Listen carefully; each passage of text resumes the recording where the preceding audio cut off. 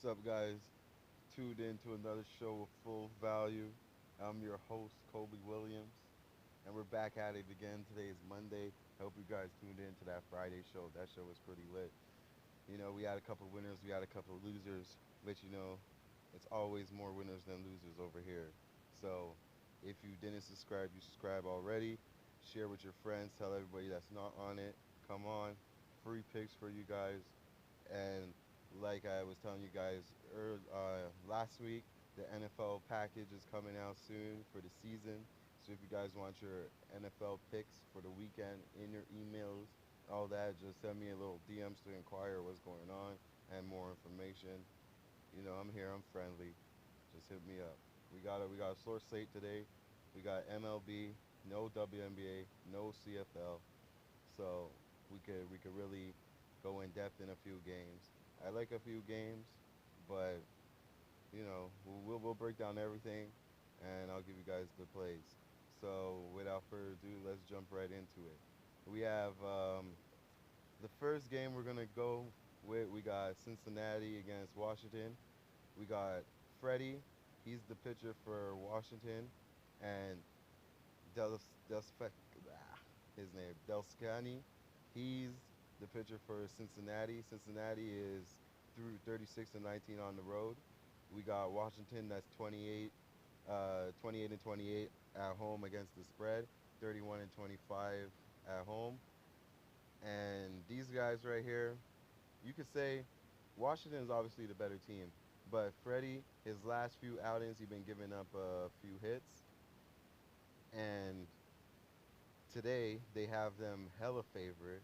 Why? Because they're playing against a Cincinnati team that number one doesn't hit the ball at a good pace, and also you have Scalfani on the mound. He's given up a 4.20 ERA. He's 7-6, but Freddie is the same thing. He's given up a 4.20 on ERA as well. Washington, they're only on a one-game win streak, which means they only won yesterday. The weekend been horrible for them, and the what you could count on is the bats hasn't been talking the way they were at the beginning of the season. Cincinnati is a team that everybody knows doesn't hit the ball well, and with these two pitchers, right on the mound, I think they could get over the hump. They're 20 and 34 over under Cincinnati away, and Washington is 27 and 27 over under at home, which means they're 50%, so they could go either way. This game is about this game is going to be about runs, right? Who's going to get the ball? Who's going to hit more? The ten and under, it's at 10 and 10.5, and I think we have reason to believe this could go over. Okay, I like the over in this game, the 10.5 in this game, and I like this game to go over.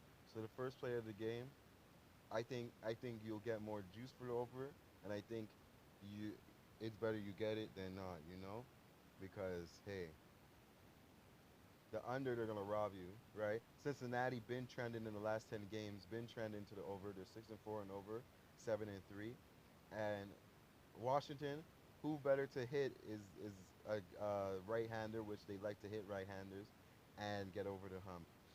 Next game we got New York and Orioles. They have a two game back to back, but they don't know who's the pitcher that's going to be in the second game. The first game, New York did their thing, but now we're going to see what they're going to do now. No pitchers are announced, so I'm not going to do that game because you have no pitchers. So you guys are going to have to cap that shit to yourself. Sorry. Now, the next game we got the Boston Red Sox with Rodriguez on the mound against Pelsack in Cleveland. Now, Cleveland, you guys already know Cleveland is not a good team at home, but since they did the pitching change and they traded for Piao and what's his name, the other guy, Frig, he'll get back to me. That they've been a nice hitting team. Boston, on the other hand, they're awful on the road, but they're usually cover the wrong line because there's not a lot of juice because they're awful on the road. They've been hitting though. This is a team that you do like to see in the end do good. Both teams are trying to do their surge. Cleveland's trying to do their surge. They're trying to do their thing. We got Rodriguez who's 13-5 with a 4.17 ERA. Palsaki 6-3 with a 3.19 ERA. This is a game where Cleveland is 25-37 on the under. Boston is a heavy hitting team. This is a game I like Cleveland to win this game, but I like the runs are a little too high, and I like the under in this game. And I'll pick the under for this game, and I like that under 10.5. Next game um, we got Texas versus Blue Jays. You know, Toronto will be the champs. Just to let you guys know, just in case you guys forgot. You know, we gotta have this till the season starts. The season's gonna start just now, so you know we're in Toronto, repping the Toronto champions. You know what I'm saying? You guys are ready. You know, go get yourselves one if you didn't. You know what I'm saying? If you have, then rep. Shout outs to you guys. You know, respect to the champs. Canada's basketball team. Canada's basketball team. Now we got Blue Jays. Neil Ramirez against Gerardo. These guys, Texas is honestly good on the road. They're 36-23 on the road. We got Ramirez. He's 24-33 at home, which is Blue Jays. This game is a stay off game for me. These guys just had a good run against New York. They split that, and it was pretty good. Nice thrilling 1-0. They did a lot of stuff, and these are teams that I don't see these guys continuing pitching, scoring at the way they scored. Ramirez, he's 0-1 with 5.14 ERA. Gerardo, he's 67 with a 4.74 ERA. So these guys are not that good. Don't make them fool you. This is the type of game that I'll pick the under and nothing. And but in total though, I don't have a play in this game. I don't have a play. Next game we got Arizona versus Colorado. Now Colorado is 20-36 at home, awful. To me, it's Arizona or nothing live. Why? Because Colorado's shit, so don't think they're good. But Diamondbacks is trying to get above 50%. Okay. Now Lambeer, he hasn't been pulling his weight. He's looking to bounce back, but he issues so much walks, then he gets smashed. So that means he's not good. So you can't rely on him. He's 0-3 in his last three starts, dealing at 8.37 ERA. Diamondbacks is going to hit him hard. Kelly, on the other hand, Kelly's not good. He lost his sixth decision. He's 7-12. These guys are going to let him runs. This shit opened at 14.5, went to 13.5, went to 14.5.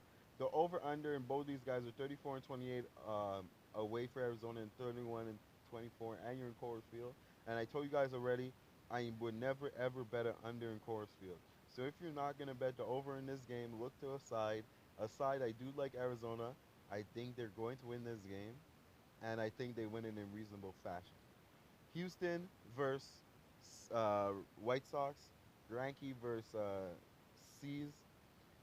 White Sox is 21-36 at home. Houston is 30-29 on the road. The over/under has been trending really vaguely in the middle. The over/under is 9 though, and the question is, are they going to hit? Who's going to hit? Now, the dramatic ending that Houston suffered was the best comeback and the worst loss Vegas has suffered last night when Orioles came back and won that. They were too much of an underdog. 11-4 Greinke comes to right the ship. 3.08 ERA against C's. That's 2.4, 6.0 ERA.